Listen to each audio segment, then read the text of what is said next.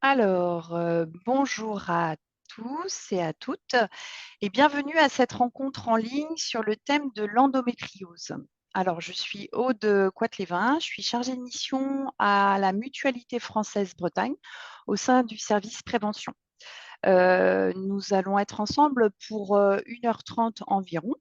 Et avant de laisser la parole à nos différents intervenants, je voulais vous donner quelques éléments techniques concernant le déroulé de notre webinaire. Vos caméras et vos micros sont coupés, donc on ne peut pas vous voir et on ne peut pas vous entendre.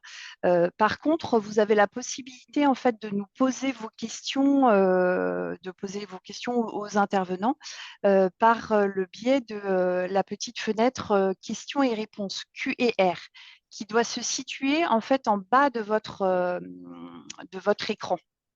Voilà, Q&R. Donc, on prendra toutes ces questions à la fin des différentes interventions. On prendra quelques minutes pour y répondre. Voilà. On ne pourra peut-être pas répondre à toutes les questions et traiter toutes vos questions, mais on va vous donner en fait un certain nombre d'informations et notamment des plaquettes que vous pourrez télécharger aussi, que je vous mettrai dans le questions-réponses et dans le chat pour que vous puissiez avoir plus d'informations sur le sujet. Alors, ce webinaire va être enregistré et vous recevrez le replay automatiquement dans les jours qui vont suivre. Voilà. Alors, je suis accompagnée de Sylvie Briens, qui est élue mutualiste et à qui je laisse la parole pour commencer. Merci Aude. Bonjour à toutes et à tous. Je suis particulièrement heureuse en tant qu'élue mutualiste de vous accueillir pour cette rencontre qui porte une ambition forte, sensibiliser, informer et agir ensemble pour améliorer la santé des femmes et leur prise en charge. Quelques mots tout d'abord sur la Mutualité française Bretagne. Nous défendons les intérêts des mutuelles et des groupements mutualistes et avons aussi à cœur de faire mouvement en prenant position sur des sujets de société et en développant des programmes de prévention dans une perspective de santé publique. À titre d'exemple, nous menons des actions sur la prévention du suicide, la santé environnementale, l'alimentation durable, la santé des femmes. Nous avons lancé un appel à projets à destination des jeunes. Nous avons créé avec de jeunes artistes une exposition sur la santé mentale qui circule partout en Bretagne. Nous rencontrons régulièrement des parlementaires pour porter des propositions sur des enjeux majeurs comme le grand âge ou la fin de vie. Et nous travaillons activement à faire progresser l'égalité femmes-hommes. Sur le sujet de la santé et des droits des femmes, nous avons une commission dédiée, la commission Mutel. Dans ce cadre, nous avons conçu un escape game inauguré en mars et nous organisons une table ronde le 26 juin à Rennes, à l'Antipode, qui porte sur la santé des femmes et réunira entre autres la professeure Christelle Niango-Timo. Nous aurons aussi la chance d'avoir à cette table ronde Marie-Morgane Lemuel et Solène Lehin, autrices du livre Les Négligés, enquête du business de la santé des femmes. Cette table ronde sera animée par Véronique Diabonda, responsable de la prévention de la Mutualité française Bretagne.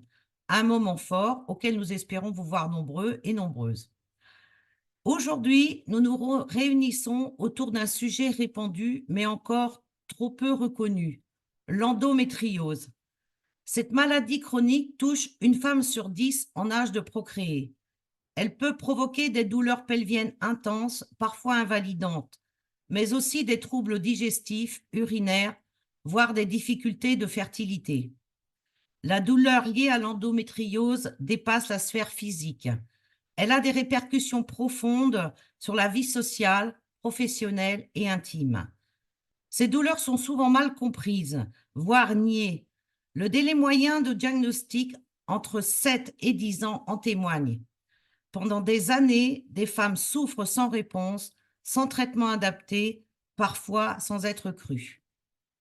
Il reste donc beaucoup à faire pour que ces douleurs pleinement reconnues pour que ces douleurs soient pleinement reconnues et prises en compte.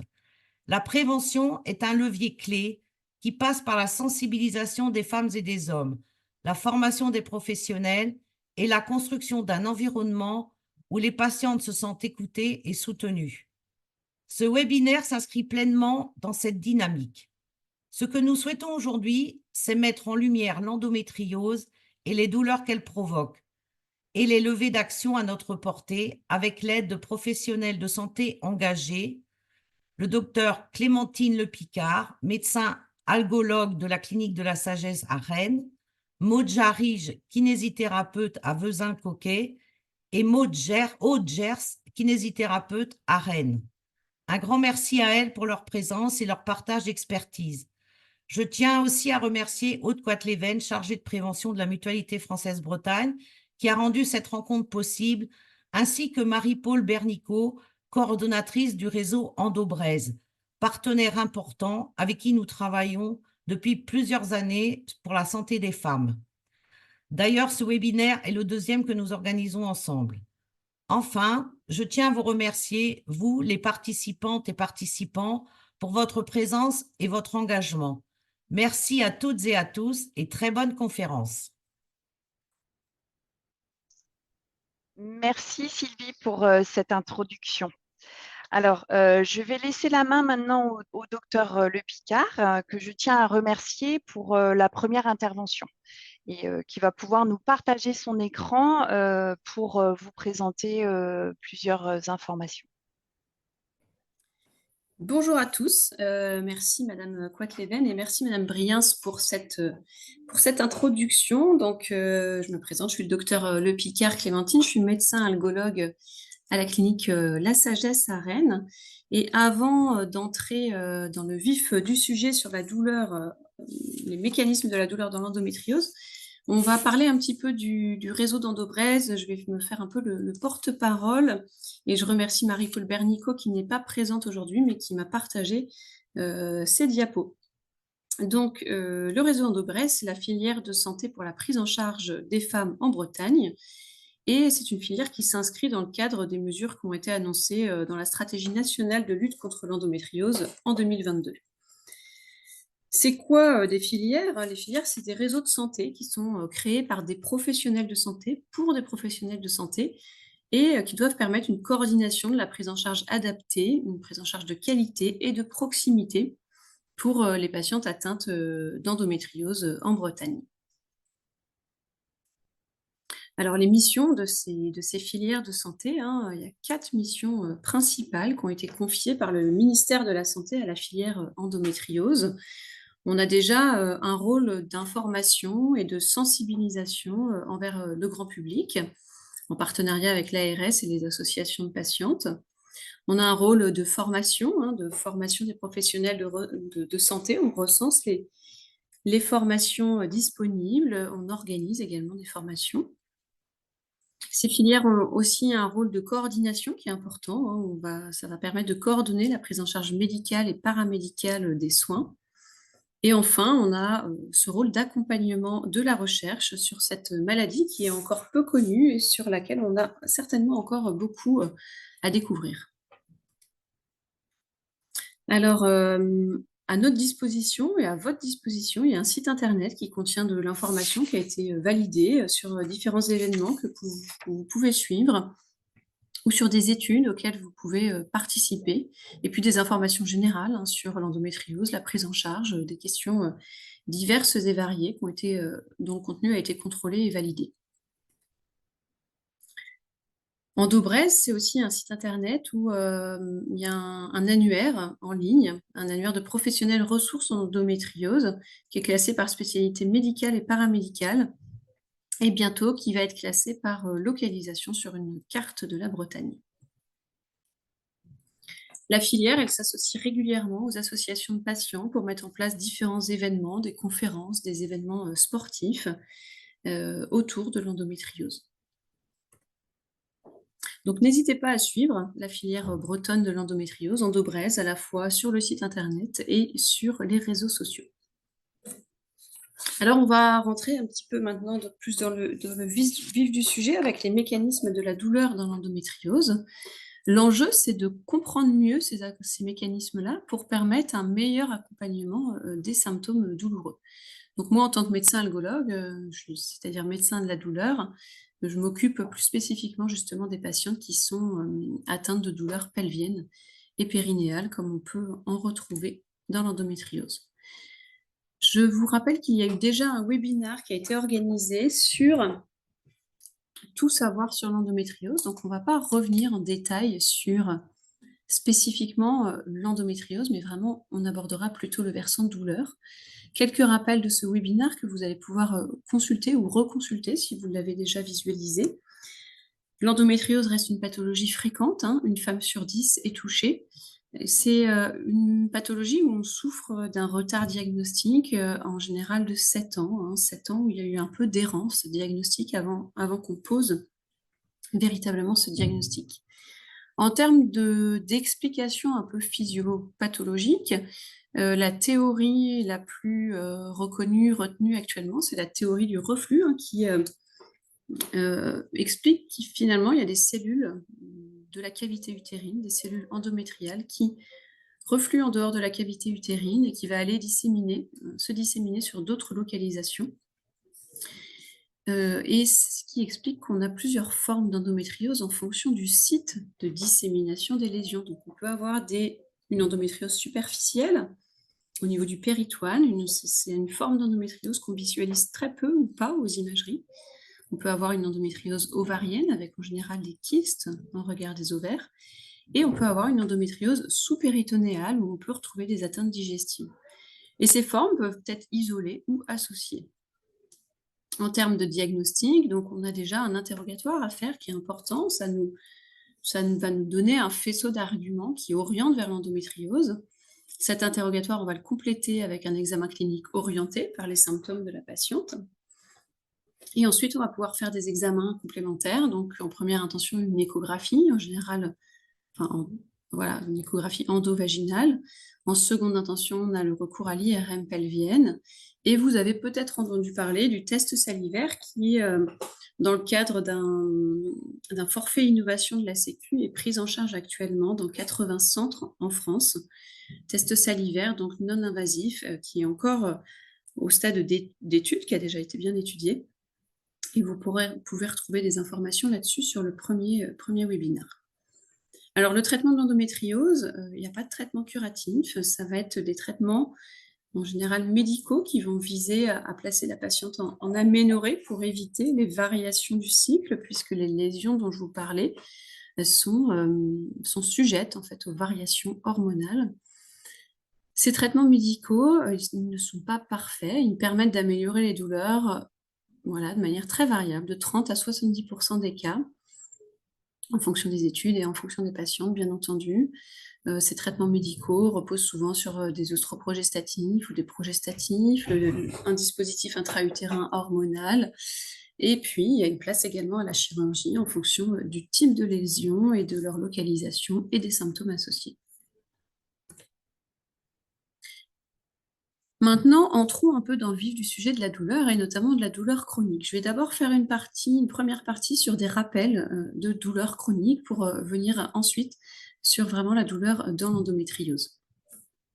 Donc, la douleur chronique, elle est définie par l'IASP, qui est l'Association internationale d'études de la douleur, comme une expérience sensorielle et émotionnelle désagréable. Déjà, on voit que la douleur, c'est à la fois des sensations et des émotions. Elle est liée à un dommage tissulaire réel ou potentiel. Là, on voit encore une fois qu'on peut avoir une lésion tissulaire qu'on objective et parfois qu'on objective moins, mais qui crée tout de même de la douleur.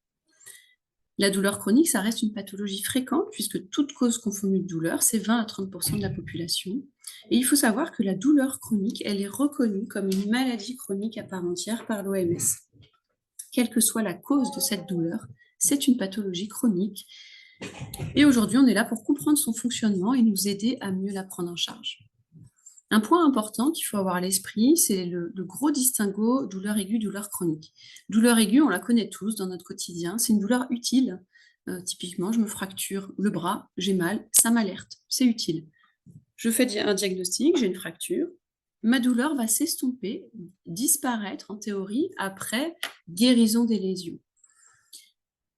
Si je ne me fais pas soigner, ou si j'ai un traitement inadéquat, là, on risque d'entraîner ça peut entraîner une douleur chronique. Mais en général, la douleur aiguë, voilà, elle est utile, ça nous alerte. A contrario, la douleur chronique, comme je vous le disais, c'est devenu véritablement une maladie. Elle n'a plus de rôle biologique. Elle est inutile, à part gâcher un peu le quotidien, elle n'est pas utile. Elle est plurifactorielle. En général, c'est pas aussi simple que la douleur aiguë. Il n'y a pas une cause unique qui explique tout le tableau. Il y a d'autres facteurs qui se sont associés avec le temps.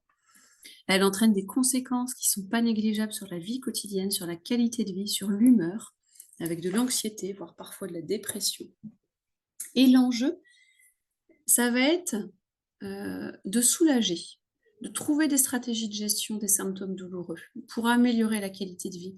On ne peut plus dire malheureusement que comme dans la douleur aiguë, l'enjeu c'est de trouver la cause, de traiter et de ne plus avoir mal.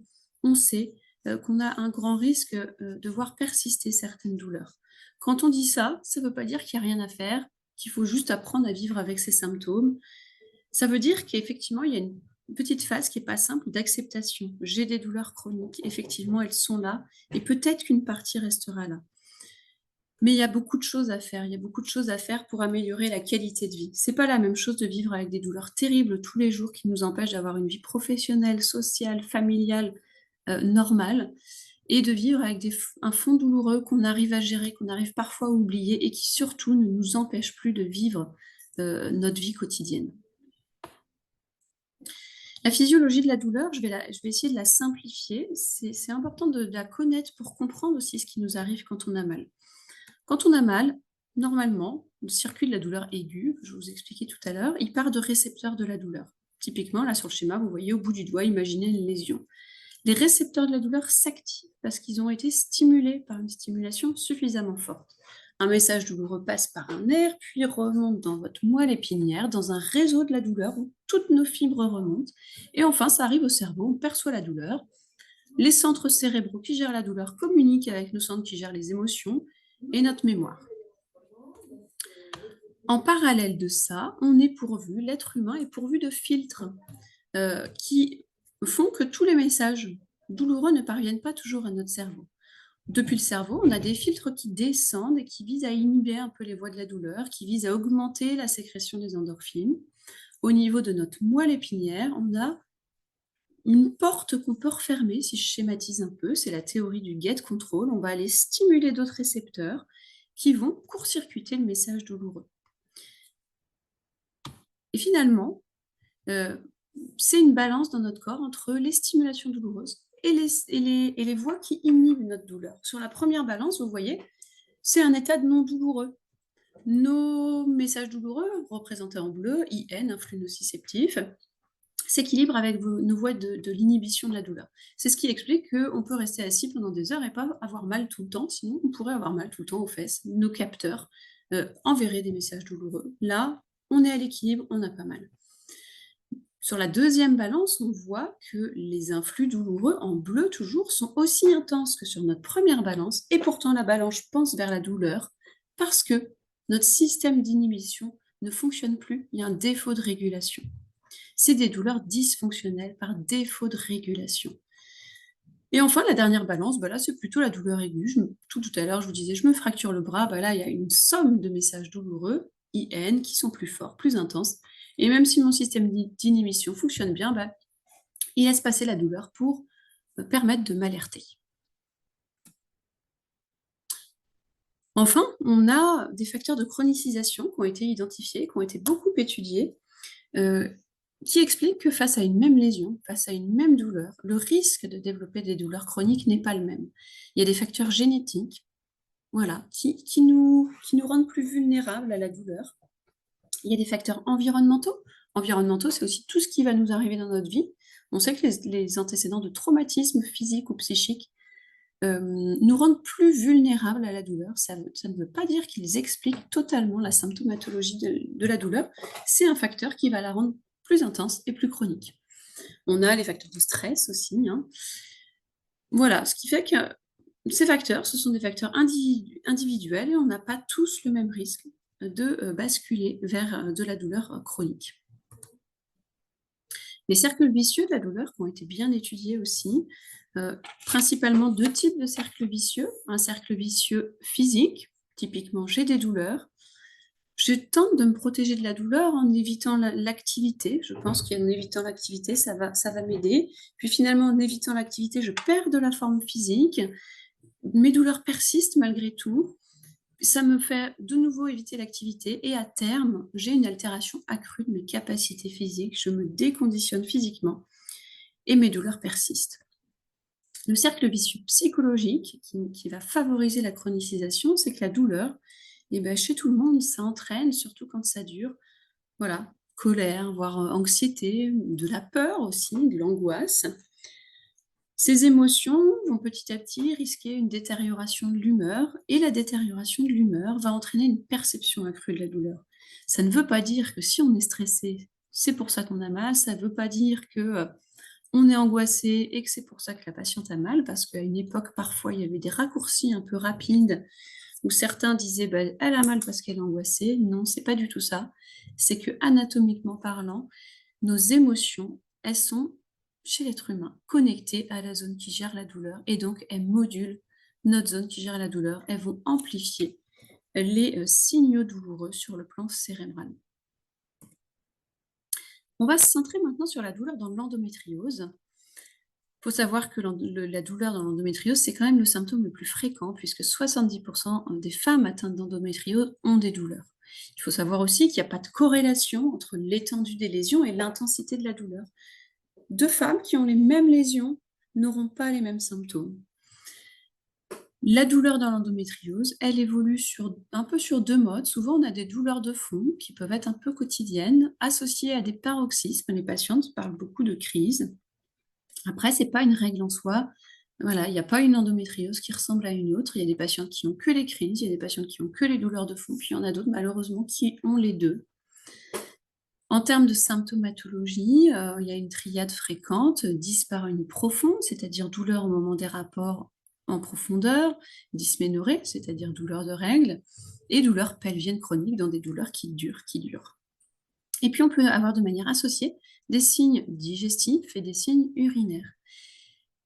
Et c'est pas rare de voir finalement d'autres symptomatologies douloureuses associées qui débordent de la sphère pelvienne avec des lombalgies, des douleurs du dos, des douleurs neuropathiques, on entend ça beaucoup dans l'endométriose et on va revoir ensemble un petit peu ce que c'est, et des douleurs parfois bien au-delà des sites d'atteinte de l'endométriose. On peut avoir des douleurs des épaules, bien entendu, on n'a pas d'endométriose au niveau des épaules, mais on peut avoir des douleurs qui diffusent au-delà des lésions.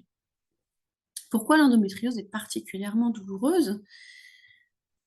C'est parce qu'il y a une somme finalement d'explications.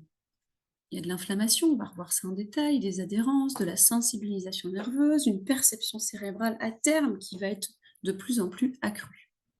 Si on reprend toutes les causes un peu de douleur, en tout cas toute l'intrication des phénomènes qui expliquent la douleur, on va commencer déjà par l'inflammation chronique. On a des lésions qui sont sur un site où il ne devrait pas y avoir ces cellules-là. La présence de ces cellules sur un site qui ne devrait pas avoir ces cellules-là va créer de l'inflammation avec une réaction immunitaire autour des lésions. Cette inflammation, elle va créer petit à petit une hyperréactivité des nerfs, sans qu'il y ait forcément les nerfs qui soient directement touchés. C'est aussi l'inflammation qui va créer ça. L'inflammation chronique, avec le temps, va entraîner des adhérences du tissu cicatriciel un peu entre les organes. Ce tissu cicatriciel va entraîner une perte de mobilité des organes pelviens qui vont plus pouvoir bouger de la même façon. Et cette perte de mobilité va entraîner des douleurs quand on tente de se mobiliser, mais aussi des douleurs parfois et des troubles digestifs, des douleurs urinaires, même s'il n'y a pas d'atteinte vraiment directement de l'endométriose sur la vessie, sur le tube digestif, on peut quand même avoir par une perte de mobilité des douleurs sur ces territoires-là. Donc, on a vu l'inflammation, on a vu les adhérences. Maintenant, la question des douleurs neuropathiques dans l'endométriose. Une douleur neuropathique au sens médical, c'est quoi? C'est une atteinte du système nerveux, une lésion du système nerveux qui crée des douleurs neuropathiques, qui sont bien codifiées, qui répondent à des critères diagnostiques. Les douleurs neuropathiques, c'est souvent des douleurs à type de fourmillement, engourdissement, brûlure, étau, décharge électrique. On a tout ça. Et une douleur neuropathique, normalement, elle se situe dans un territoire qui est en rapport avec le nerf touché, par exemple. Donc, si on applique ça à l'endométriose, qu'est-ce qu'on peut voir, qu'est-ce qu'on peut mettre dans le terme de douleur neuropathique? Parfois, on a une infiltration de certains nerfs. Par exemple, là, je vous ai mis l'infiltration du plexus sacré. En bas, voilà, en regard du sacrum, on a l'émergence de plexus nerveux, et comme anatomiquement, la zone pelvienne est très proche, notamment les paramètres, on peut avoir une atteinte de ces nerfs-là. Ça reste une localisation rare d'endométriose. Mais dans ce cas-là, on a des douleurs on appelle très systématisées. Ça recouvre un territoire précis et on a une douleur vraiment très neuropathique. Parfois, on n'a pas d'atteinte de nerfs. L'endométriose ne touche pas directement nos nerfs, mais ça n'empêche que nos nerfs, ils ont été hyperactivés par l'inflammation. Et puis, une autre chose importante qui touche notre système nerveux, c'est les phénomènes de sensibilisation pelvienne. Quand on dit sensibilisation, il ne faut pas croire que c'est des femmes qui sont juste trop sensibles. Pas du tout. C'est vraiment une modification du système nerveux qui gère la douleur. Je vous ai montré tout à l'heure ce système nerveux-là. Là, il va devenir hyper réactif. On aura des douleurs beaucoup plus diffuses avec le temps. C'est des femmes qui disent « Moi, j'avais des douleurs toujours au moment des règles, et petit à petit, c'est devenu beaucoup plus permanent et ça a diffusé au-delà de ma sphère pelvienne. » C'est ça, la sensibilisation. Là, j'ai essayé de vous refaire le schéma appliqué à l'endométriose, le schéma que je vous ai expliqué tout à l'heure sur le circuit de la douleur pour vous faire comprendre vraiment ce qu'était la sensibilisation. Regardez en bas à gauche, on part de l'endométriose. L'endométriose crée de l'inflammation. L'inflammation active les récepteurs de la douleur, vous les voyez, c'est les petites terminaisons rouges là. Ensuite, notre message douloureux remonte sur notre moelle épinière que j'ai mise en jaune. Elle arrive au cerveau. Je vous ai dit tout à l'heure, il y a des filtres, des freins, notamment au niveau de la moelle épinière. Et donc, dans l'état d'hypersensibilisation, tout est modifié. Les terminaisons nerveuses en rouge, elles vont devenir hyper réactives, elles vont s'activer de plus en plus facilement. Les freins, au niveau de la moelle épinière ou au niveau du cerveau, ils ne marcheront plus. Donc, toutes les informations passeront au niveau du cerveau. Au niveau du cerveau, les douleurs pourront être amplifiées par les facteurs émotionnels qui se sont accumulés avec le temps, en rapport avec les douleurs ou parfois en rapport avec l'histoire de vie. C'est ça le phénomène de sensibilisation à la douleur. Ça ne touche pas toutes les femmes, c'est pas complètement irréversible puisque c'est modulé. Plus on a mal, plus on risque de se sensibiliser et plus on trouve des moyens d'agir sur notre douleur et plus cet état d'hypersensibilisation, on va rester vulnérable mais on va pouvoir revenir petit à petit en arrière. Pour compléter ce cercle un peu vicieux, vous voyez que j'ai rajouté la composante musculaire sur le schéma parce que à force d'avoir mal, de manière réflexe, notre corps se contracte en réponse. C'est une réponse de protection à la base. Sauf que finalement, cette réaction musculaire, elle va entraîner encore une perte de mobilité, des tensions, et elle va venir entretenir la douleur. C'est là que c'est complexe, parce qu'on a ce cercle vicieux de la douleur qui s'installe. Là, je viens de vous expliquer un peu ce qu'était la sensibilisation. Et donc, dans la sensibilisation, nous, on a des critères diagnostiques. On ne fait pas ça à vue de nez. Tiens, j'ai l'impression qu'il y a de la sensibilisation. Non, il existe vraiment des critères diagnostiques d'interrogatoire et d'examen clinique qui nous montrent que toutes les composantes de la douleur vont être amplifiées. C'est des femmes qui finissent par avoir mal, certes pendant les rapports, mais aussi après. Ça crée des douleurs après, qui durent parfois plusieurs heures, parfois plusieurs jours. C'est des femmes qui vont avoir mal quand la vessie se remplit, mais aussi quand elle se vide. On a mal avant d'aller à la selle, mais aussi après. Les vêtements, on commence à plus très bien les supporter, les tampons encore moins. Et puis, on peut développer d'autres douleurs, migraines, ça s'associe à une fatigue chronique. Là, rassurez-vous, je vous mets le tableau complet, heureusement. Voilà, encore une fois, ça ne touche pas toutes les femmes, c'est pas irréversible et on n'a pas forcément tous ces critères-là. Dans les autres composantes de la douleur associée à l'endométriose, il y a la composante musculaire dont va beaucoup vous parler mes collègues Maud et Aude ensuite. Il faut retenir que la composante musculaire, c'est à la fois une conséquence de l'endométriose, hein. On a des lésions qui nous créent de l'inflammation, qui nous créent de la douleur, et de manière réflexe, hop, on se contracte. Et puis à terme, ça devient aussi une cause à part entière de douleur, parce que ça crée de l'hypomobilité, ça crée des contractures, un défaut de relâchement musculaire, des points gâchettes, et on a identifié un certain nombre de muscles qui étaient particulièrement impliqués dans les douleurs d'endométriose. Le diaphragme, le psoas, le carré des lombes, les piriformes obturateurs internes et les muscles du plancher pelvien. Et ça, je laisserai mes collègues le développer ensuite. Donc finalement, vous voyez que ce n'est pas aussi simple qu'une lésion, une douleur, un traitement qui règle tout. C'est des mécanismes complexes qui sont intriqués et on va devoir attaquer un peu la douleur à chaque niveau d'intégration sur notre circuit de la douleur. Parce que souvent, supprimer la cause initiale ne va pas toujours suffire à faire disparaître ou à améliorer la douleur. La douleur, elle a un impact sur le quotidien. Donc, l'enjeu de la prise en charge, ça va être de trouver des stratégies de gestion de cette douleur chronique pour vraiment faire en sorte que les patients puissent reprendre la main sur les symptômes douloureux et que ce soit plus ces symptômes douloureux qui dictent un peu leur quotidien, leurs activités de loisirs, leur activité familiale ou professionnelle. Et de ce fait-là, il faut que ce soit une approche personnalisée, hein. Deux endométrioses ne seront jamais identiques, donc elle doit être individualisée, elle est souvent multidisciplinaire, elle doit combiner des stratégies médicamenteuses, non médicamenteuses, chirurgicales si besoin. Je vous ai remis ce petit schéma-là pour vous faire comprendre qu'effectivement, on va avoir une action à tous les niveaux de la douleur. Certes, l'endométriose, il ne faut pas l'oublier, je la développe peu aujourd'hui parce qu'on en a parlé dans le premier webinaire, mais bien entendu, il faut la prendre en charge. L'inflammation, ensuite une action sur l'hypersensibilité des nocicepteurs, une action sur l'épuisement des freins, une action sur la composante émotionnelle, une action sur la composante musculaire. Parce que, effectivement, vous imaginez bien que, voilà, si on supprime l'endométriose, on ne supprimera pas forcément tout le reste. Et c'est ce qui explique que parfois, certaines femmes se font opérer, et parfois, pas toujours, encore une fois, bien heureusement, parfois, elles nous disent j'ai toujours mal après, qu'est-ce qui se passe? Qu'est-ce qui se passe? C'est votre système nerveux, il a du mal à oublier cette douleur-là, il faut qu'on l'aide. Vos émotions, elles ont continué à entretenir la zone cérébrale de la douleur, et cette zone cérébrale, elle a du mal à oublier cette douleur. Vos muscles, ils ont emmagasiné tellement de douleur qu'ils n'arrivent plus à se relâcher tout seuls, même si on a traité la cause initiale. Donc, notre prise en charge, elle va tenter d'accompagner chaque niveau.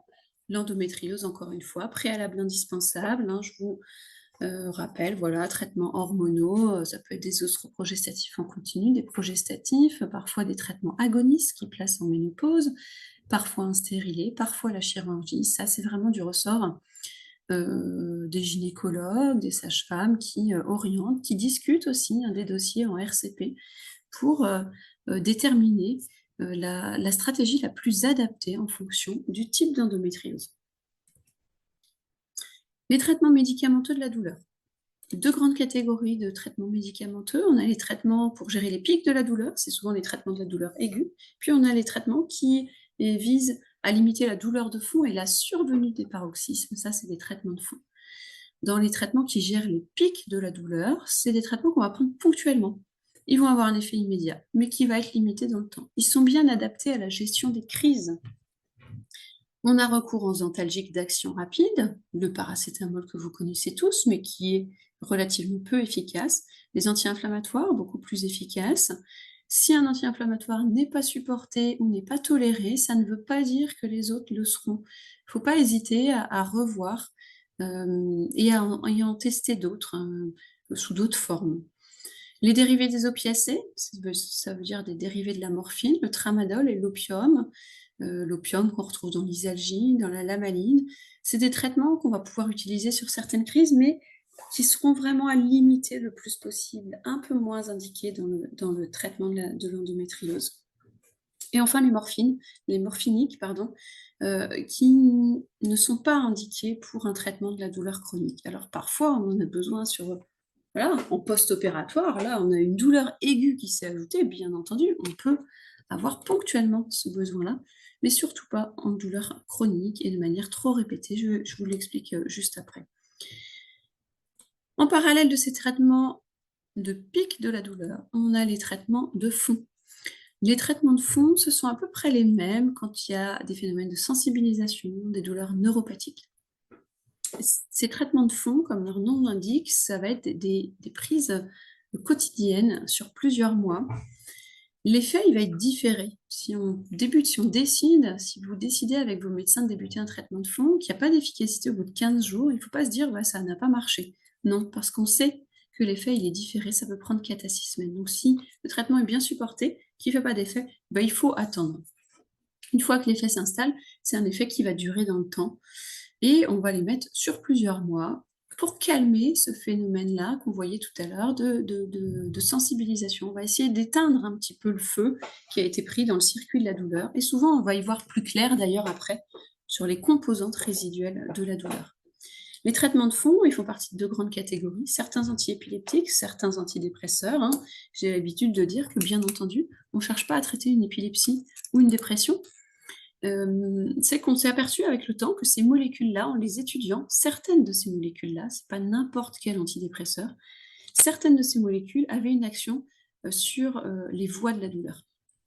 Donc, on met pas, quand on met un antidépresseur, on se dit pas, oh tiens, il y a une composante émotionnelle et on met un antidépresseur, ça ira mieux après. Non, pas du tout. On peut mettre des antidépresseurs à des patients qui sont pas du tout dépressifs parce qu'ils vont avoir une action sur les voies de la douleur. Juste un petit aparté sur pourquoi se méfier des opiacés. Bon, ça, vous le savez tous, la morphine, il y a des phénomènes d'accoutumance. La morphine, il y a des effets indésirables qui ne sont pas négligeables et qui risquent d'aggraver les douleurs de l'endométriose, puisqu'ils occasionnent souvent constipation, nausées, favorisent la rétention d'urine, tout ce qu'on ne souhaite pas dans l'endométriose. Et puis, il y a un risque qui est un peu méconnu, à la fois des professionnels et des patients. C'est ce qu'on appelle, en langage un peu médical, l'hyperalgésie induite par les opiacés. C'est quoi ?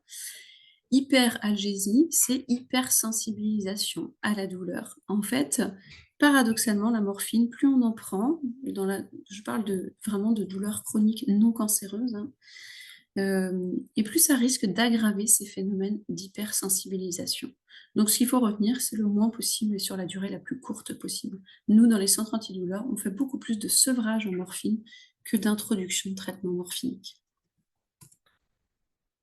Alors, les traitements de fond de la douleur, je vous disais, certains antidépresseurs, classiquement, on en utilise 3, le Laroxyl, la duloxétine, la venlafaxine. Le Laroxyl à petite dose, on utilise des petites doses pour la douleur. C'est des doses qui ne sont pas du tout efficaces sur l'humeur.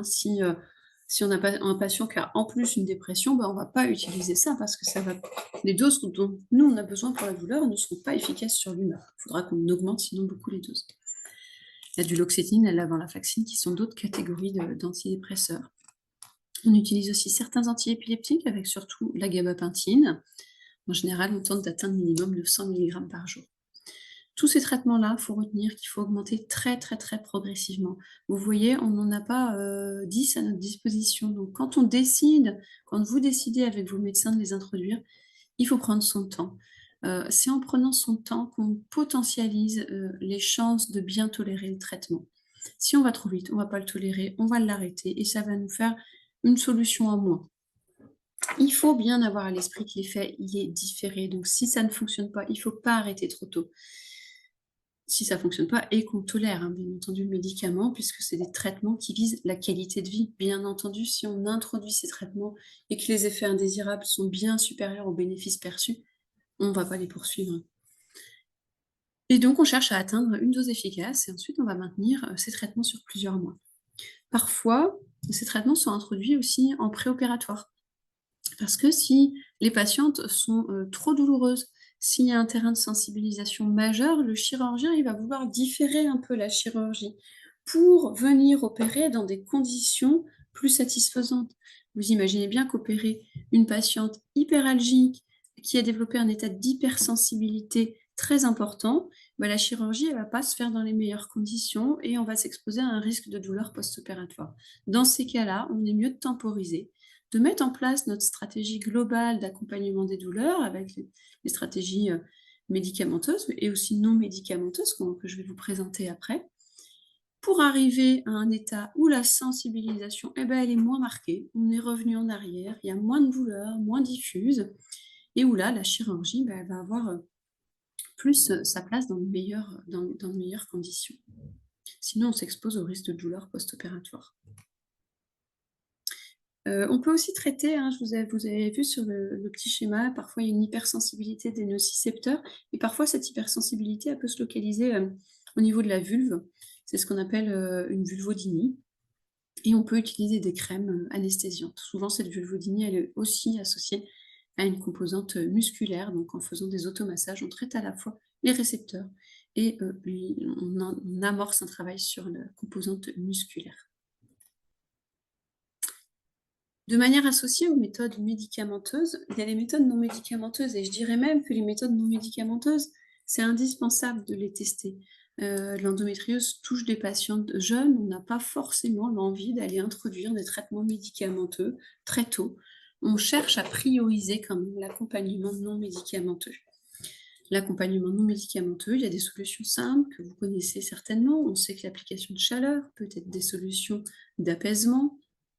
On connaît le TENS. Le TENS, c'est de l'électrostimulation électrique transcutanée. Comment ça fonctionne? Eh bien, on vient coller des électrodes dans les zones de douleur ou sur certains territoires. On crée une électrostimulation qui ne doit pas être douloureuse. Et en fait, ces messages, cette stimulation va venir court-circuiter le message douloureux au niveau de notre moelle épinière. C'est le fameux filtre dont je vous parlais tout à l'heure qui dysfonctionne en douleur chronique. La théorie de la porte, on cherche à court-circuiter la remontée du message douloureux. Bien entendu, ça ne traite pas les lésions d'endométriose, mais ça traite la douleur. Et si on traite la douleur, nos phénomènes de sensibilisation qui se sont installés avec le temps, le système nerveux il va pouvoir se relâcher un petit peu, petit à petit. Dans le non médicamenteux, il y a aussi une place aux stratégies de gestion du stress, aux thérapies de soutien, aux thérapies cognitivo-comportementales, à l'hypnose, à la méditation. Ces stratégies-là, elles ont une action sur l'intégration de la douleur et sur la modulation cérébrale. Quand on parle de stratégie de psychothérapie, il ne faut pas se dire que votre ressenti douloureux il n'est pas réel et que c'est votre cerveau qui crée ça. C'est bien plus subtil que ça. Votre ressenti douloureux, il est réel. Ce n'est pas dans votre tête. Mais par contre, la douleur, elle passe quand même par le cerveau. Et vous avez vu qu'elle est modulée par nos émotions. Donc, en améliorant notre gestion émotionnelle, on diminue l'impact que ces émotions ont sur notre zone cérébrale qui gère la douleur. Et donc, c'est en passant aussi par là qu'on peut aider à faire baisser la souffrance en rapport avec l'endométriose. Enfin, il y a les stratégies physiques, restaurer la mobilité, se reconditionner physiquement, c'est important. Et ça, il faut être aidé, je pense, par des kinés, par des enseignants en activité physique adaptée. Avoir l'approche physique, ça va permettre de couper un facteur d'entretien de la douleur que vous avez vu sur mon schéma initial. Les ostéopathes peuvent être des professionnels aidants également. L'alimentation, qu'on n'aura pas le temps de développer aujourd'hui, peut également apporter un confort supplémentaire. Et enfin, là on a parlé des stratégies médicamenteuses, non médicamenteuses, c'est important aussi petit à petit de retrouver une vie en dehors de la maladie ou de préserver cette vie-là, c'est capital. La vie sociale, la vie de loisir en dehors des soins, elle est à préserver. L'activité physique en autonomie, elle est à préserver. La vie familiale aussi, pour restaurer finalement un équilibre global. En conclusion, avant que je passe la parole à mes deux collègues, la douleur, voilà, on a pris le temps d'en parler aujourd'hui parce que ça reste le symptôme le plus fréquent.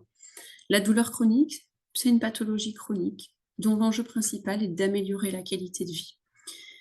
Des solutions existent, même si je vous ai dit que c'était une pathologie chronique, ça ne veut pas dire qu'il n'y a pas de solution. Si des solutions existent quand le traitement de la cause de l'endométriose ne suffit pas chez certaines femmes, un traitement adapté de l'endométriose va suffire à améliorer complètement leur douleur, et tant mieux. Mais chez d'autres, il va falloir une approche plus complète, plus globale pour rompre tous ces cercles vicieux, pour trouver le moyen d'autogérer les symptômes, de retrouver du temps hors du soin, du temps de qualité, et de petit à petit rebasculer vers un cercle vertueux, retrouver confiance et sortir de cet engrenage. Je vais maintenant passer la parole à mes deux collègues qui vont pouvoir également partager leur écran. Et puis, on se retrouve à la fin pour les questions.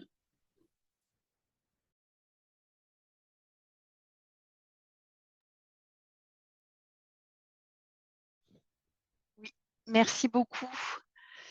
On va passer la parole à Maud Jarige et Aude Gers, qui sont kinésithérapeutes.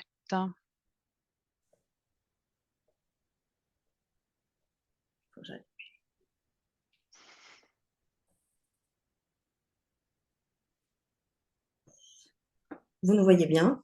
C'est tout bon. Parfait. Donc, moi, je m'appelle Jarige Maud, je suis kinésithérapeute à côté de Rennes, à Vezin-le-Coquet. Et moi, Aude Gers, kinésithérapeute à Rennes.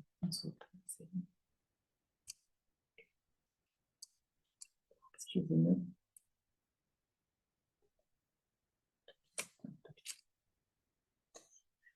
Alors, on a organisé du coup la prise en charge en kinésithérapie pour soulager l'endométriose. On est parti sous l'influence des 5D. Donc, on a parlé des dysménorrhées, des dyschésies, des dysuries, des dyspareunies et des douleurs chroniques et le facteur temps qui va être important pour cette prise en charge en kinésithérapie pour les patientes qui sont atteintes d'endométriose. Donc, on commence par les dysménorrhées. Les dysménorrhées, donc, c'est les douleurs pendant les règles, qu'on a bien parlé juste avant, qui sont représentées chez les patientes atteintes d'endométriose et qui, des fois, perdurent malgré l'absence de règles. Donc, les douleurs d'endométriose donnent des douleurs qui sont souvent supérieures à 7 et qui sont malheureusement pas abolies par les traitements tels le Doliprane. Donc, la prise en charge en kinésithérapie est intéressante pour pouvoir travailler vraiment la prise de conscience au niveau du patient, de cette douleur, et de permettre aussi aux patients de comprendre un petit peu mieux le phénomène cyclique qu'il peut y avoir avec les menstruations. Souvent, on a parlé que le traitement allait chercher une aménorrhée, mais malheureusement, cette aménorrhée, des fois, ne permet pas d'éteindre totalement. Les résidus hormonaux circulants ne sont pas toujours, en fonction de la sensibilité des patientes, ne sont pas toujours éteints totalement. Donc, il est important pour les patientes d'apprendre à connaître un petit peu leurs phénomènes cycliques qui peuvent persister malgré cette prise en contraception souvent en continu. Donc, des fois, il existe malgré tout une variation des douleurs chez certaines patientes. Donc, comme je l'ai dit, chaque patiente est différente et donc c'est vraiment important à la personne de se rendre compte s'il y a un caractère cyclique ou non cyclique de ces douleurs qui peuvent varier, et en cas de phénomènes qui sont non cycliques, de surtout pouvoir référer rapidement au médecin pour pouvoir aménager le traitement si c'est nécessaire.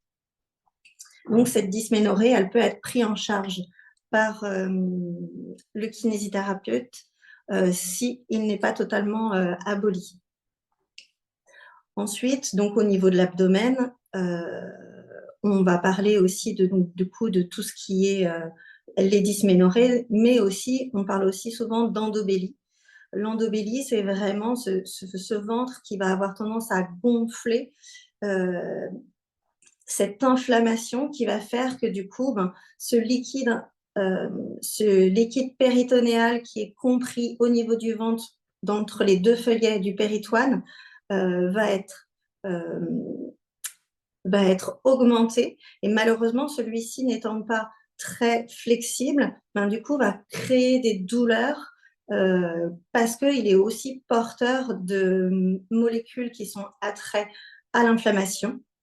Et donc, du coup, ça va diminuer les plans de glissement de ce péritoine et de tous les organes qui l'entourent, malgré qu'il y ait des lésions ou pas de lésions au niveau de l'endométriose. On parle aussi au niveau de l'abdomen de dyschésie. Les dyschésies, donc, c'est les douleurs, c'est une difficulté à exonérer les selles, comme par exemple la constipation, et qui peut provoquer des douleurs lors de la défécation, mais aussi post-défécation. Et donc, c'est pour ça que c'est très intéressant de pouvoir la prendre en charge, cette dyschésie, par un rééducateur, pour pouvoir vraiment diminuer au maximum l'impact et de pouvoir permettre à la patiente de pouvoir éviter d'être constipée. Donc, on va vraiment travailler toute la synergie musculaire et abdominale, mais on va pouvoir aussi travailler directement au niveau du transit et au niveau des organes pour pouvoir vraiment fluidifier au maximum, éviter la constipation et favoriser un maximum au niveau du transit. Donc vraiment, on a une synergie qui se passe vraiment entre toutes toutes nos étapes de la digestion et qui vont permettre que de la bouche jusqu'au niveau de l'anus, que tout puisse bien passer sans créer plus de douleur. Et donc, on va vraiment favoriser une vidange sans douleur. Donc, souvent, ce qu'on va conseiller aussi, c'est de pouvoir avoir une prise en charge concordante avec un diététicien nutritionniste. On sait qu'aujourd'hui, EndoDiète commence à se développer et donc souvent, c'est intéressant de pouvoir référer, en plus d'une prise en charge pour les troubles anorectaux, de pouvoir regarder tout ce qui est alimentation. Donc vraiment, on travaille et l'abdomen pour pouvoir drainer au niveau des organes, mais aussi favoriser le transit pour pouvoir augmenter les plans de glissement au niveau de cet abdomen et diminuer les douleurs. Ensuite, on parle de troubles au niveau urinaire. On parle souvent donc de dysurie, c'est-à-dire de difficulté à évacuer au niveau des urines. Des fois, il y a des lésions au niveau du système urinaire, mais comme l'a très bien dit le docteur Le Picard, des fois, il n'y en a pas. Mais ces tensions musculaires qui peuvent engendrer des troubles au niveau anal peuvent aussi engendrer des troubles urinaires. Et souvent, on retrouve soit des difficultés à uriner, soit une augmentation de la fréquence des urines, donc d'émission. Et donc, c'est ce qu'on appelle la polacturie. Chez certaines patientes, on peut même, d'où la fréquence de miction, retrouver du sang au niveau des urines. Et donc, c'est vraiment très important de pouvoir le référer à un médecin si c'est nécessaire. Donc, souvent, les femmes vont avoir tendance à rappeler des sensations d'infection urinaire, mais l'examen d'analyse des urines revient toujours négatif.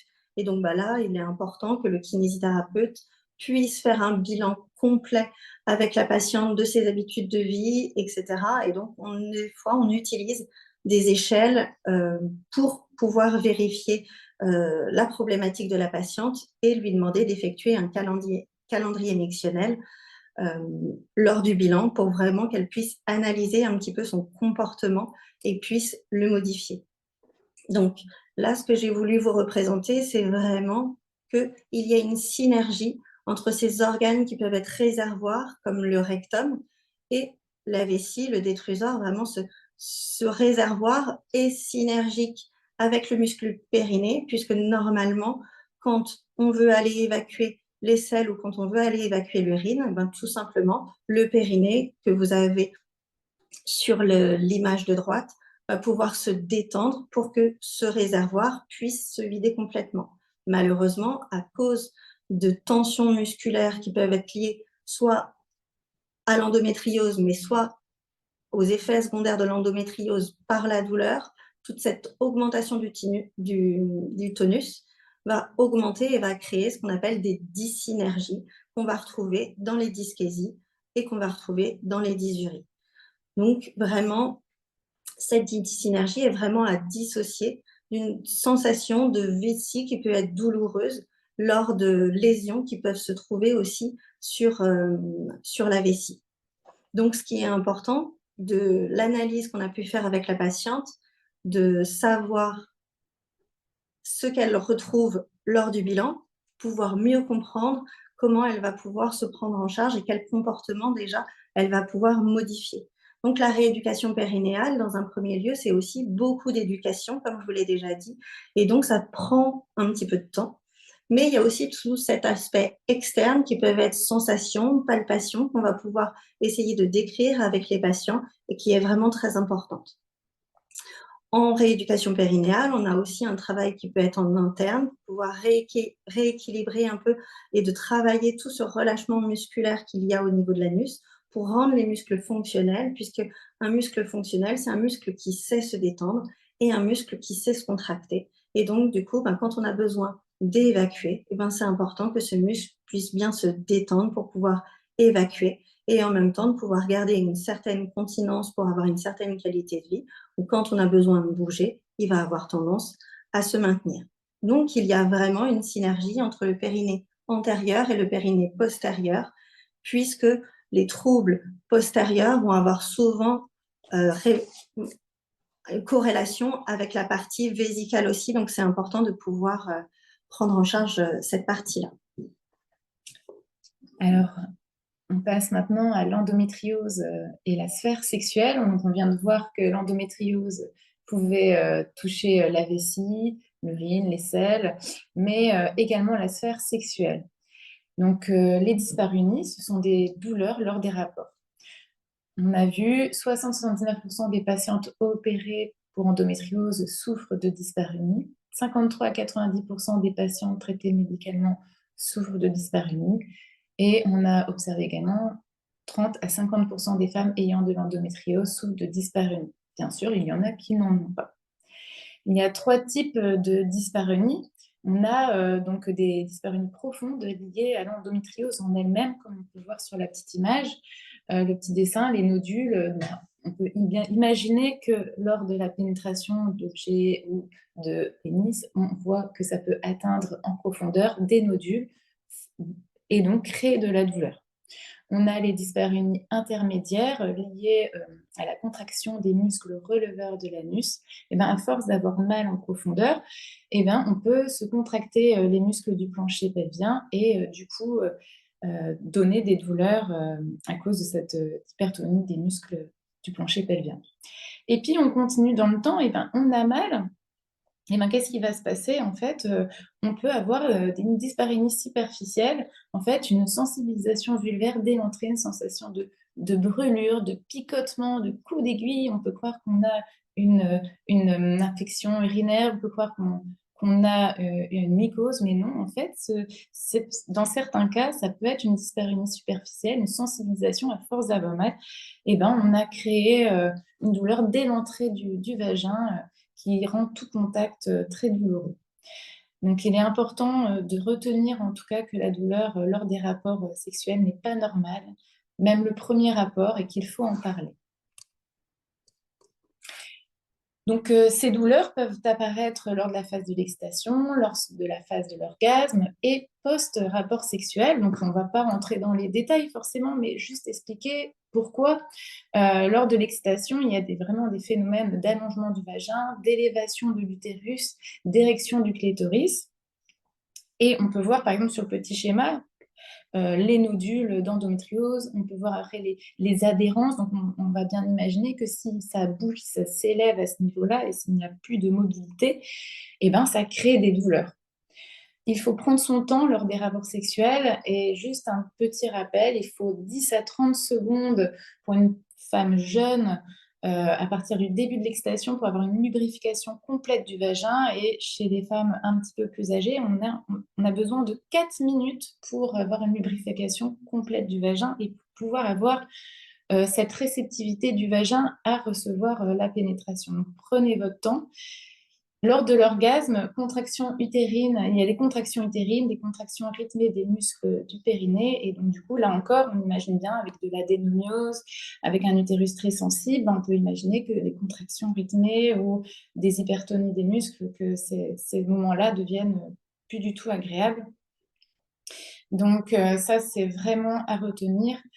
Les douleurs après les rapports, on l'a vu avec Clémentine Le Picard qui a parlé de la sensibilisation centrale, c'est un des critères. Alors, pas forcément, mais ça peut être un critère important de sensibilisation centrale. Donc, à ne pas laisser de côté et à en parler. Là, ici, on a voulu mettre en évidence un petit peu les dyspareunies et l'infertilité. Alors, c'est vraiment, il n'y a pas d'études qui parlent de cela, mais c'est des questionnements. C'est des questionnements lors du rapport sexuel, comme je l'ai dit juste avant.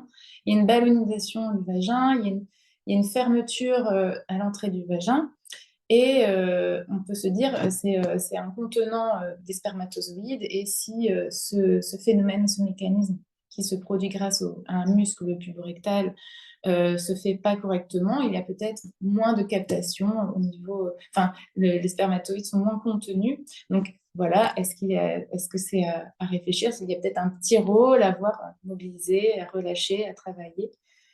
Et effectivement, le vaginisme, qui est une impossibilité totale d'avoir une pénétration, une fermeture du vagin, est-ce que, voilà, c'est important d'en parler et de voir avec un kiné, avec votre médecin, pour faire une rééducation, peut-être s'il y a une envie d'enfant éventuellement. Chaque traitement est bien sûr individuel. Il y a autant d'endométrioses différentes que de femmes différentes. Le traitement doit être adapté à chaque situation dans le but d'améliorer la qualité de vie. Donc, avec toujours le rappel, des lésions d'endométriose ne sont pas toujours responsables des symptômes ni de l'intensité de la douleur. Donc, au niveau des dyspareunies, des douleurs lors des rapports, le traitement est bien sûr pluridisciplinaire, comme toujours.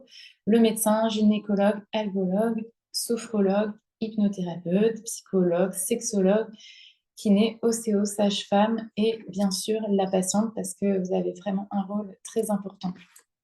Là, on se focalise sur le traitement kiné. Donc, tout départ, ça va être vraiment de l'éducation thérapeutique. Expliquer les bonnes habitudes à avoir pour aller aux toilettes, pour aller à la salle, mais aussi pour soigner correctement la vulve. Comprendre voilà, ces symptômes et stopper les fausses croyances, notamment que le rapport sexuel peut être douloureux ou que la pénétration est obligatoire. Non, pas du tout. Donc, le travail au niveau kiné, il peut être en externe et en interne. On le fait en interne qu'avec l'accord de la patiente et dans le respect de la douleur. Si la patiente ne veut pas, on ne le fait pas. On s'adapte autour, on trouve d'autres situations, d'autres approches. Donc, on va travailler déjà en externe. Il y a beaucoup de travail, notamment travail respiratoire, travail sur le diaphragme, sur la mobilité du bassin pour aider lors des rapports. Si on a un bassin figé, une respiration bloquée, on peut empêcher et augmenter les douleurs. Toujours bien parler des activités physiques à mettre en avant. Et on va demander à la patiente de s'automasser, de se regarder la vulve, de s'aider lors des rapports par des lubrifiants, bien sûr, mais aussi en dehors des rapports par des massages, en utilisant des crèmes sans ordonnance, des huiles, des baumes, d'essayer de voir s'il y a de la sécheresse, pas de sécheresse, tout ça, pour essayer d'entretenir et de masser les muscles périnéaux. Et si vraiment c'est impossible et que c'est trop douloureux, il y a la xylocaïne 2% ou la possibilité de créer une crème magistrale, donc sous ordonnance, qui est à base de xylocaïne 10%. Et donc voilà, donc il y a vraiment possibilité de faire pas mal de choses déjà en externe. Et ensuite, on va aller travailler en interne, bien sûr, là, à chaque fois en demandant l'accord.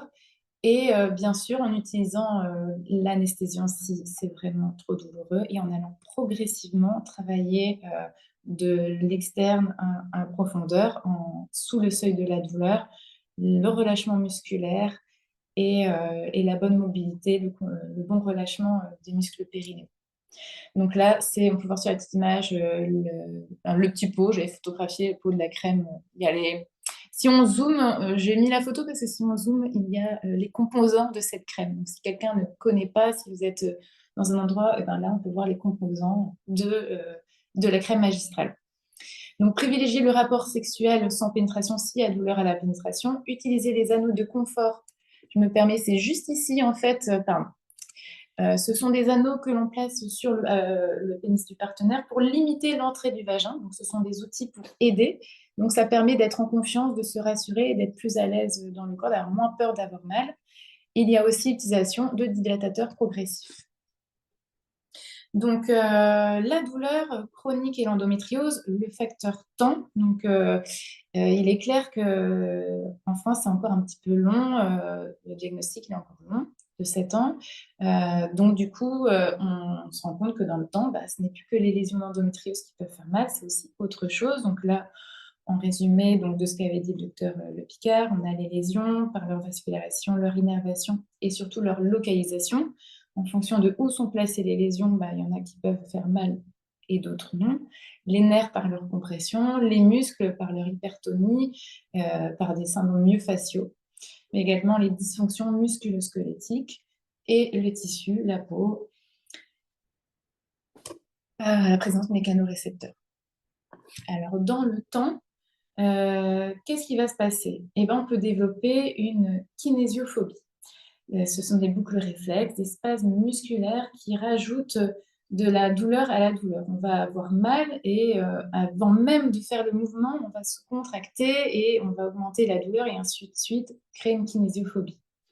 Là, on a mis 3 études qui montraient vraiment que tout n'est pas lié au nodule d'endométriose. Là, par exemple, on voit que les femmes qui ont de l'endométriose présentent des troubles lombopelviens.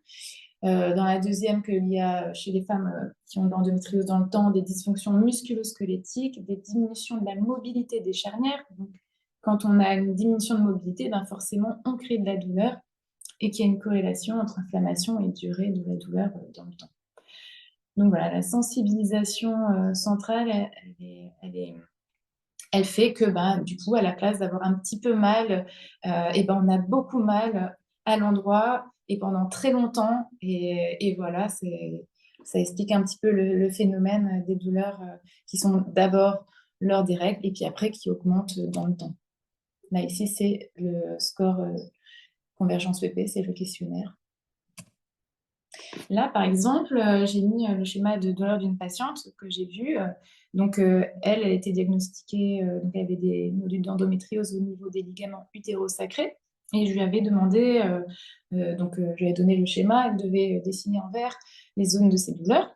Et donc là, du coup, c'est un peu comme une enquête. Donc oui, effectivement, elle avait mal dans le bas-ventre. On peut très bien se dire que ce sont ces lésions au niveau des ligaments utérosacrés. Et puis, en fait, en venant au niveau des zones, elle avait aussi une hypertonie au niveau de ses muscles adducteurs.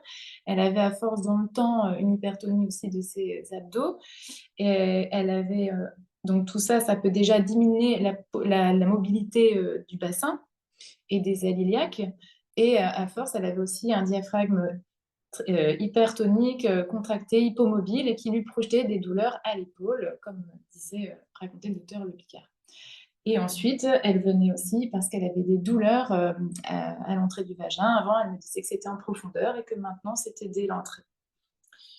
Donc, du coup, lors du bilan kiné, on va vraiment rechercher tous les points douloureux qui projettent et qui sont à travailler, toutes les dysfonctions lombo-pelvipérinéales. Donc là, on a mis vraiment les muscles qui sont vraiment les plus récurrents. Bien sûr, pas tout le monde les a, et bien sûr, parfois il y en a plus, parfois il y en a moins.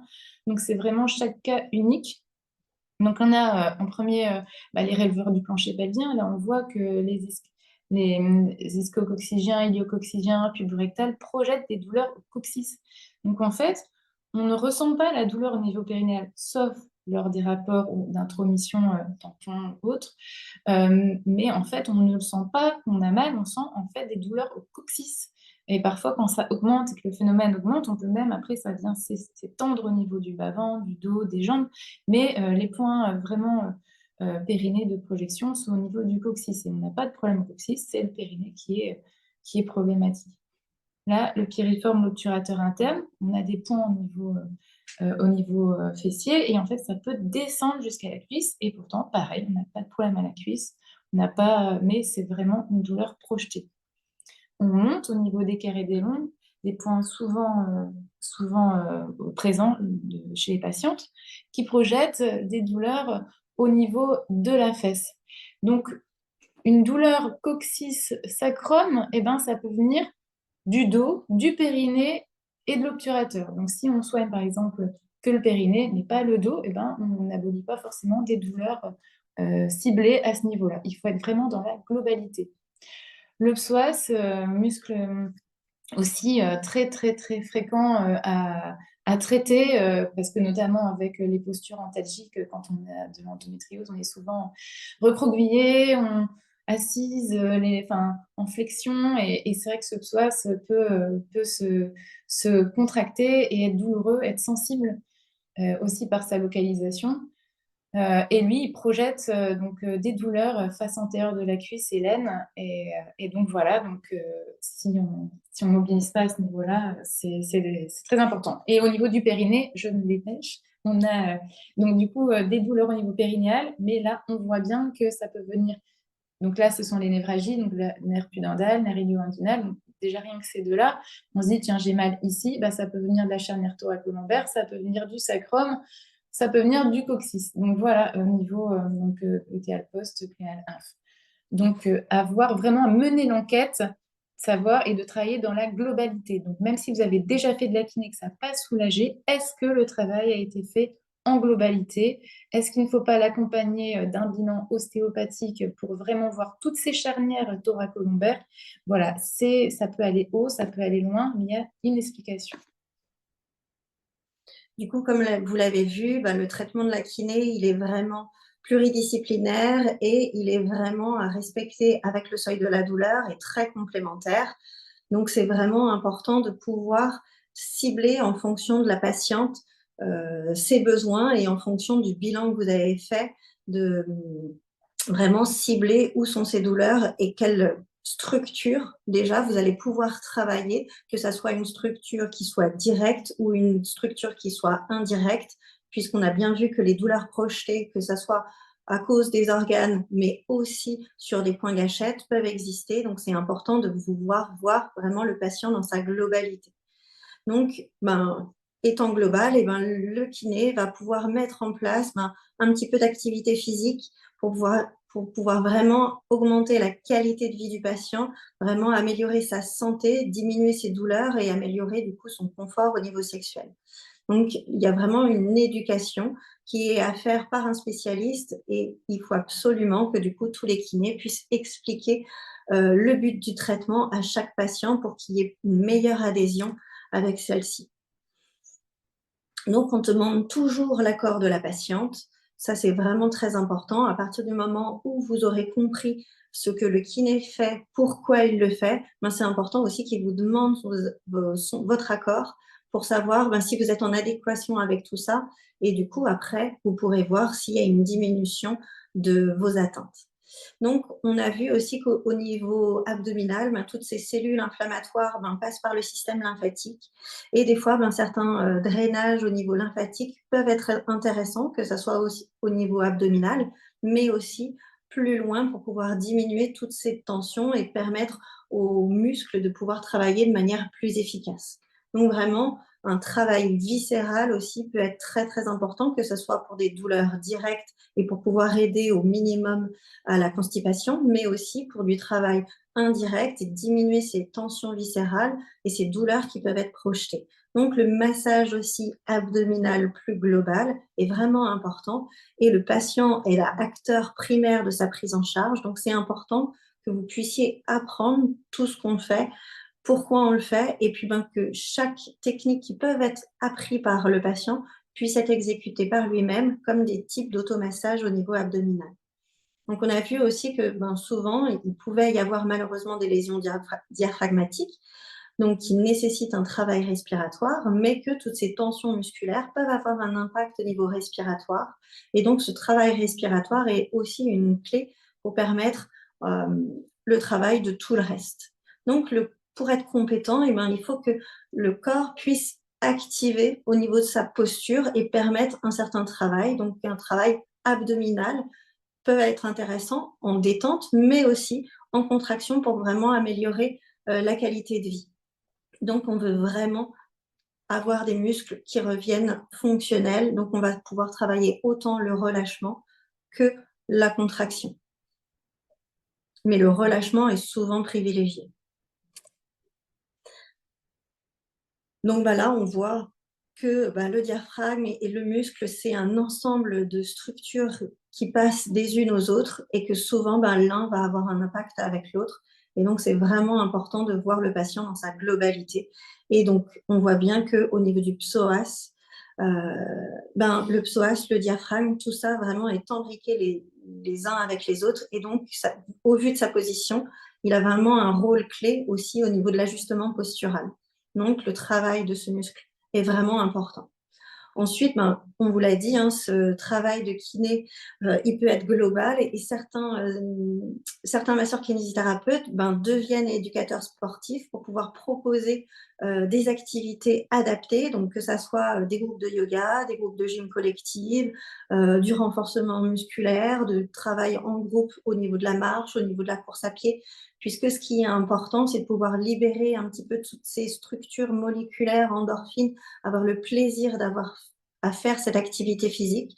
Et donc, les masseurs kinésithérapeutes peuvent être là pour pouvoir vous accompagner à créer une routine qui va permettre une amélioration de la qualité de vie durant toute la journée, une diminution des douleurs et une diminution de la fatigabilité, puisqu'on sait qu'il y a beaucoup de fatigue chronique. Aujourd'hui, on voit aussi des techniques qui peuvent être alternatives, comme la T-card-thérapie, les micro-courants, les serrages du bassin type Ribozo. Malheureusement, ils n'ont pas tous montré encore leur efficacité. La recherche n'a pas encore été poussée sur ces techniques-là. Donc, aujourd'hui, on considère que c'est vraiment des techniques alternatives puisqu'elles n'ont pas montré leur efficacité. Mais est-ce que c'est pas pour ça que on n'a aucune action? Ce qui est important, c'est que vous, patients, vous puissiez comprendre ce qu'on fait, pourquoi on le fait, et si quelque chose vous fait du bien, de pouvoir le reproduire, c'est vraiment important. Au niveau du travail en interne, on a vu que ce n'était pas obligatoire, mais quand il arrive, c'est important de comprendre qu'il n'y a que les médecins, les sages-femmes et les kinésithérapeutes qui peuvent effectuer ce travail en interne. Seuls les ostéopathes, médecins, sages-femmes ou kinésithérapeutes peuvent travailler en interne, mais il faut vraiment comprendre ce qu'on fait, pourquoi on le fait, et donc ça, c'est vraiment très, très important. Et donc, il doit vous demander votre accord. Comment prescrire la kiné? Comment demander une prescription kiné? Donc, c'est une prise en charge globale. Donc, c'est vrai que du coup, d'avoir une prescription pour une rééducation de rachis et des membres inférieurs et ou supérieurs prend bien dans cette globalité la rééducation. Pour un travail spécifique et à côté, pour avoir l'autorisation de travailler en interne, d'associer un travail thérapeutique de thérapie de rééducation périnéale. Donc voilà, 2 ordonnances distinctes sont indispensables car non reconnues encore. Voilà, donc c'est parfait pour un travail d'équipe. Voilà. Voilà, c'est donc, vous l'aurez compris, c'est vraiment un travail pluridisciplinaire, un travail global. Donc, le kinésithérapeute va pouvoir travailler avec un ensemble de collectifs, sophrologues, ostéopathes, diététiciens, nutritionnistes. Exactement. Donc, c'est important que tous puissent communiquer ensemble. Merci. Merci beaucoup pour votre intervention. Il nous reste quelques minutes en fait pour pouvoir échanger sur les questions. C'est vrai qu'il y a pas mal d'échanges déjà sur le chat et puis sur le question-réponse, il y a quelques demandes aussi. Je vous ai transmis, j'ai profité aussi de la fin de l'intervention pour vous transmettre des brochures par rapport à l'endométriose, une histoire de femme, la brochure de la Mutualité française, et puis Guide en mouvement avec l'endométriose, les bénéfices de l'activité physique. Donc, je vous ai mis des liens que vous pouvez, en cliquant dessus, vous pouvez télécharger en fait les brochures pour en savoir un peu plus sur ces sujets. Alors, je vais regarder. Je vais regarder un petit peu les questions. Très bien. Il y a quelques questions qui se regroupent un petit peu. Donc, il y a la question de la grossesse. comment gérer les douleurs au cours de la grossesse. Au cours de la grossesse, on va bien entendu prioriser les stratégies non médicamenteuses qui sont toujours possibles. D'ailleurs, on ne les a pas toutes développées, hein. Il y a dans le chat, là, il y a certaines personnes qui rajoutent effectivement des sophrologie, hypnose, réflexologie. Ça, c'est des soins de support qui peuvent aider également en complément. Et bien entendu, tous ces soins de support peuvent être utiles au cours de la grossesse. La neurostimulation électrique, le TENS, il est autorisé pendant la grossesse à condition de ne pas l'appliquer sur la région abdominale. Donc, il y a des stratégies où on peut l'appliquer dans le dos pour couvrir un petit peu le territoire douloureux. Et puis, parfois, quand vraiment les douleurs sont trop invalidantes au cours de la grossesse, on peut tout de même mettre des traitements, hein. Ça nous arrive, par exemple, de mettre un petit peu de Laroxyl au cours de la grossesse, surtout en début de grossesse. On essaye, bien entendu, de l'arrêter avant l'accouchement, mais on n'y parvient pas toujours. Ce n'est pas une contre-indication absolue. Donc, il y a certains traitements qui peuvent être compatibles. Et puis, l'accompagnement en kinésithérapie, je ne sais pas si Aude ou Maud, vous voulez rajouter un petit point là-dessus pendant la grossesse. Déjà, à la base, le travail de la grossesse est très intéressant en kinésithérapie puisque ça va travailler sur tout ce qui est mobilité du bassin. Mais comme on l'a très bien dit, le travail respiratoire, les mobilités est vraiment une place primordiale dans la prise en charge. Les points peuvent être travaillés au niveau musculaire, même en étant enceinte, en faisant attention, bien sûr, avec l'accord du gynéco, s'il n'y a pas de risque, bien sûr, d'accouchement prématuré. Mais avec l'accord, on peut faire des exercices sur tapis, de la mobilité de chaque muscle. Donc, on peut mettre en place une stratégie aussi globale au cours de la grossesse. Donc, il ne faut pas penser que la grossesse interdit tout. Il y a quand même beaucoup de choses à faire sur cette période-là. Il y avait une autre petite question à laquelle je peux répondre rapidement. Est-ce que la sensibilisation est réversible?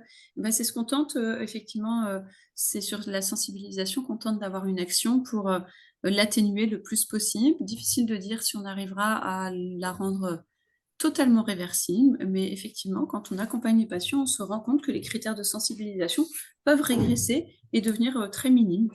Donc, ce n'est pas quelque chose qui est figé, irréversible. On dit que notre système nerveux, il est plastique. Il y a une forme de nociplasticité de notre système nerveux. Ça veut dire que ça peut se modifier.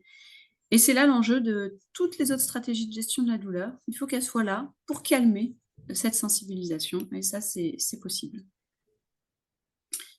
Il y avait une question peut-être plus pour vous, Aude et Maud. Je ne sais pas si vous avez vu. Oui, par rapport à la colostomie. Voilà. Bien.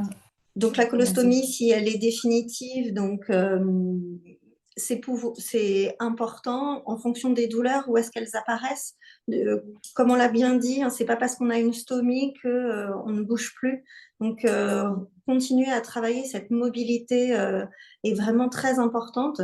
Et malgré la stomie, on peut vraiment faire plein de choses pour pouvoir éviter au maximum les douleurs, puisque là, la personne parle de crise subocclusive. Donc, vraiment, travailler cette mobilité est vraiment très important, et de pouvoir vérifier au niveau du kiné qu'il n'y ait pas de douleur au niveau de cette hernie est vraiment important. Oui, et puis de faire un bilan avec le kiné pour qu'il voit s'il y a des points sur lesquels il peut travailler. Tout simplement, déjà d'aller observer avec le kiné lors d'un bilan et de voir ce qui peut être fait. Une des questions était sur où je peux trouver un kinésithérapeute qui soit spécialisé, en fait. Alors, au niveau kinésithérapie, on a mis en place déjà avec EndoBraze un questionnaire qui permet en fin de compte aux kinés, plus un webinaire, de pouvoir poser des questions et savoir s'ils sont bien formés pour pouvoir être référencés déjà sur EndoBraze. Ensuite, en Bretagne, vous avez le BKPP, c'est Braze Kinésithérapie Pelvipérinéologie. Donc, c'est un ensemble de kinés qui se sont regroupés pour pouvoir mettre en place un annuaire. Donc, vous avez aussi un référencement sur le BKPP et vous avez un listing plus national auprès de l'AFREP, où vraiment vous allez pouvoir trouver un ensemble de kinésithérapeutes et vous allez pouvoir sélectionner la spécialité qui va vous intéresser, comme la douleur, par exemple. Donc l'AFREP, c'est l'Association française en pelvipérinéologie. Merci beaucoup pour ces informations supplémentaires. Une des dernières questions, je n'ai pas entendu de point sur endométriose et ménopause. La disparition des symptômes cliniques est-elle systématique? Alors, systématique, c'est difficile de dire systématique parce qu'on l'a vu, la douleur, elle est complexe, il y a beaucoup de facteurs qui sont intriqués. Toujours est-il que le plus souvent, on constate une amélioration à la ménopause parce qu'il y a déjà moins le facteur inflammatoire, il n'y a plus les variations hormonales, donc on a cet effet un peu de stimulation qui diminue. Mais on peut avoir la persistance de douleur tout de même si voilà, il y a des lésions un peu cicatricielles, il y a des adhérences un petit peu qui peuvent persister. Et puis tout ce que vous avez vu dans les facteurs en cause dans la douleur, que ce soit musculaire ou autre, bah, ils peuvent persister un peu. Mais ça n'empêche qu'il y a quand même moins ce qu'on appelle, nous, d'épine irritative qui entretient la douleur. Donc, parfois, d'être un peu accompagné, s'il y a des douleurs qui persistent à la ménopause, d'être de nouveau un peu accompagné en kiné ou avec des stratégies simples, bah, finalement, vous allez peut-être me compléter, au démo, ça permet quand même d'améliorer la situation. Il ne faut pas oublier que le système hormonal, on a des impacts dessus et le stress est très important. Et quand on est douloureuse, on est fatigué et stressé. Donc vraiment, en kinésithérapie, de pouvoir avoir un impact sur toutes ces problématiques musculaires. Et puis quand on parle ménopause, on parle aussi densité osseuse et fonte musculaire. Donc vraiment de continuer ce travail dans la globalité, il est très très important. Et puis on sait que, vous l'avez bien dit, l'imprégnation hormonale de chaque femme est différente, on n'a pas toutes les mêmes sensibilités. Donc à la ménopause, c'est important. Il y avait une question, je me permets d'enchaîner sur à quelle fréquence faut-il envisager des séances de kiné. En fait, donc c'est clair que le protocole, un peu, on commence par une séance par semaine et puis après on espace. En fait, on vise quand même au maximum l'autonomisation de la patiente pour qu'elle puisse gérer elle-même ses douleurs.